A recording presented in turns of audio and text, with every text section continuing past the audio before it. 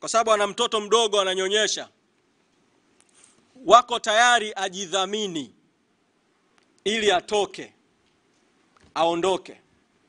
Wakamletea fomu ya kujidhamini. Ukitaka kujua kwamba kulikuwa kuna nia ovu kubwa kwake, fomu yake yeye ya dhamana haikujazwa kwa utaratibu wa kawaida tu wa mtu kusaini kwamba nimejidhamini. Wakamwambia aweke fingerprints, alama za vidole kwenye fomu ile ili kuwe na ushahidi wa kwamba amejidhamini. Alafu walivyomaliza kuchukua hizo alama zote, badala ya kumruhusu kuondoka kwenye kituo cha polisi, wakamrudisha ndani ya kituo cha polisi cha Central.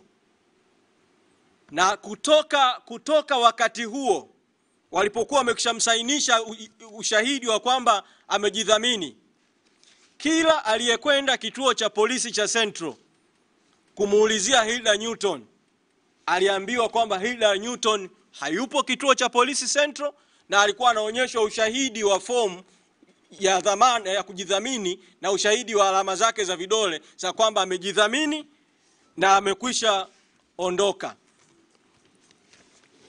Kwa hiyo hawakutaka ajulikane yuko wapi. Na Hilda atazungumza katika wakati mwafaka aliyoyasikia humo, ambayo kwangu mimi niliyasikia ni wazi walikuwa wamelenga kwa baada ya pale kumhamisha, kumpeleka mahali kwingine na kumpoteza kabisa. Na umma uaminishwe kwamba alipewa dhamana, aliondoka, kwa hiyo yeye mwenyewe hajulikani yuko wapi. Sasa kitendo cha mtu ambaye amechukuliwa na jeshi la polisi, ameingizwa kwenye kituo cha polisi, kitendo cha kutokutajwa kwenye taarifa ya polisi kuwa alikamatwa kwa siku zote ambazo alikuwa pale, ni ishara ya kwamba polisi inaficha ukweli na polisi ilikuwa na nia ovu. Sasa haya matendo ya namna hii ni matendo ambayo yanafanana kama wakati wa ukaburu kule Afrika Kusini. Stephen Biko alipouawa na vyombo vya ulinzi na usalama vya makaburu kule Afrika Kusini, vyombo vya ulinzi vilikanusha kuwa havikumchukua, havikumuua. Na walifanya hivyo kwa sababu hawakuwa wameingiza rekodi zake katika maeneo ambayo walimpitisha. Lakini ushahidi ukaja kujulikana baadaye, baada ya kuundwa kwa tume ya ukweli na upatanishi South Africa, kwamba alikamatwa, aliteswa, akauawa.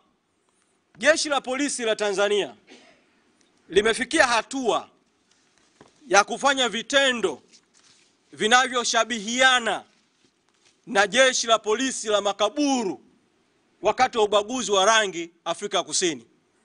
Hali hii haipaswi kuachwa hivi hivi. Ni kwa sababu hiyo basi niseme hatua kadhaa ambazo tunataka zichukuliwe. Mosi, kamanda wa polisi Jumanne Muliro, kanda maalumu Dar es Salaam, kwa kuongoza zoezi hilo na kwa kusema uongo hadharani, mamlaka yake ya uteuzi na nidhamu imchukulie hatua ya kumuondoa kwenye nafasi yake ya ukamanda wa polisi wa kanda maalum Dar es Salaam.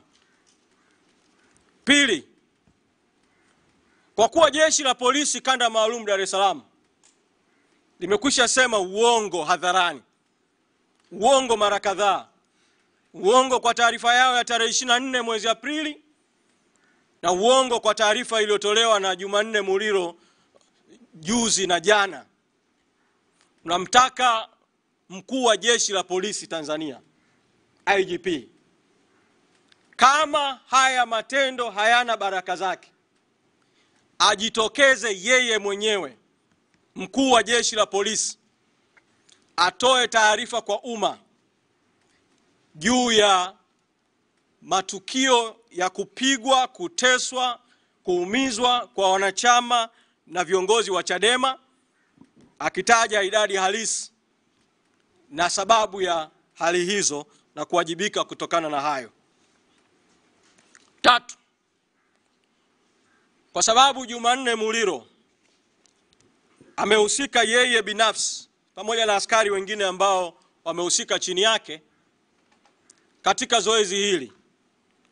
Chama tumekwisha waelekeza mawakili wa chama wachukue hatua za kisheria juu ya Jumanne Muliro yeye binafsi kama kiongozi ambaye aliongoza zoezi hili na ameendelea kutoa taarifa za uongo. 4. Chama vile vile tumekwisha elekeza na kuwaomba mawakili wa chama kuweza kufungua mashauri katika vyombo mbalimbali vya kimataifa vya haki za binadamu vya Afrika na vya dunia kutokana na matukio yaliyotokea tarehe 24 mwezi Aprili, na katika wakati mwafaka tutawataarifu juu ya hatua hizo zitakapokuwa zimefikia. 5. Natoa mwito vile vile kwa Rais Samia Suluhu Hassan akiwa ni amiri jeshi mkuu wa vyombo vya ulinzi na usalama kuchukua hatua vile vile kwa upande wake. Tunafahamu huko nyuma yamewahi kujitokeza matukio yaliyohusisha polisi kusema uongo baada ya kuvunja sheria, na marais au rais waliokuwepo wakati huo walichukua hatua. Mtakumbuka kulikuwa na tukio la kuuawa kwa wafanyabiashara wa madini ambao polisi ilisema taarifa ya uongo kabisa kwamba walikuwa ni majambazi. Iliundwa tume ya Jaji Kipenka, ukweli ukajulikana na hatua zikachukuliwa kwa baadhi ya wahusika. Mtakumbuka vile vile katika tukio la kuuawa kwa mwanahabari mwenzenu Daudi Mwangosi, baada ya tukio lile polisi wakiongozwa na kamanda wa polisi alikuwa anaitwa Michael Kamhanda walitoa taarifa za uongo. Hatimaye vikaundwa vyombo mbalimbali na hatua mbalimbali zikachukuliwa, pamoja na kuwa hazikujitosheleza lakini hatua zilichukuliwa. Tunamtaka vile vile Rais Samia na tunatoa mwito kwake kwa ukubwa wa matukio haya ya watu kupigwa kwa wingi, watu 25 kupigwa, sehemu kubwa ikiwa wamevunjwa miguu na mikono. Sio tukio dogo kwa amiri jeshi mkuu kuliacha likapita, huku jeshi la polisi likiwa linatoa taarifa za uongo baada ya kuvunja katiba, kuvunja sheria, kuvunja hata kanuni za jeshi la polisi kwa maana ya Police General Order. Tunatoa mwito vile vile kwa chombo chetu cha ndani, kwa sababu Tanzania tunacho chombo, kiondoa vyombo vya haki vya nje ya nchi. Tanzania tunacho chombo kilichoundwa kwa mujibu wa katiba, Tume ya Haki za Binadamu na Utawala Bora. Tunatoa mwito wa wazi kwa tume ipitie matukio yote ya tarehe 24, masimulizi yote yaliyosimuliwa tarehe 25, masimulizi tuliyosimulia leo, ushahidi wa picha, ushahidi wa video, na tume na yenyewe ya haki za binadamu na utawala bora ichukue hatua kwa upande wake. Na nasema haya kwa sababu katika tukio la kuuawa kwa mwanahabari Daudi Mwangosi, kuundwa kwa vyombo vingine havikuzuia tume nayo kuchukua hatua kwa upande wake, kwa sababu katiba ya Jamhuri ya Muungano wa Tanzania inaitamka tume ile kama ni chombo kinachotakiwa kufanya kazi kwa uhuru. Tumie fursa hii kuendelea kusisitiza kwa umma kwamba sisi Chadema tunaamini ilikuwa ni haki na ilikuwa ni halali kwa wananchi, wanachama na viongozi kwenda mahakamani kufuatilia kesi ya mwenyekiti wetu Mheshimiwa Tundu Antipas Lissu. Tunaendelea kulieleza lile zuio la polisi kwamba lilikuwa ni zuio haramu, na tunaendelea kutoa mwito kwa Mheshimiwa Lissu kuachiwa, na kipindi ambacho bado anaendelea kushikiliwa tunaendelea kusisitiza kwa Watanzania kwamba tarehe 6 mwezi Mei kesi itakwenda kwa mara nyingine tena mahakamani. Tunatoa mwito kwa Watanzania kuendelea kujitokeza kufuatilia kesi hii mpaka haki itakapopatikana.